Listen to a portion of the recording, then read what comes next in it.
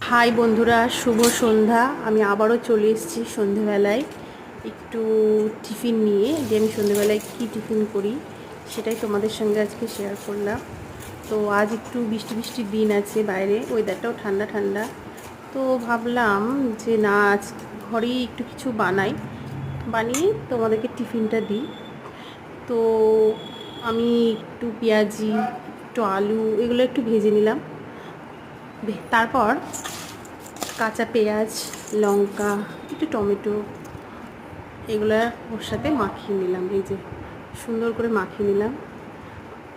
এইভাবে মাখিয়ে নিলে গরম গরম আলু ভাজার সাথে একটু গরম তেল তার সাথে একটু দিয়ে দিলে এই মুড়িটা খেতেও স্বাদ লাগে। এবং স্লাইট একটু লবণ দিতে হবে, একটু বিট লবণ দিতে হবে। আমার তো খুব ভালো লাগে এই মুড়ির সাথে এরকম এক এক দিন এক একটা টিফিন খেতে। তো চলো, বাই, টাটা, আজকের মতো এইটুকু।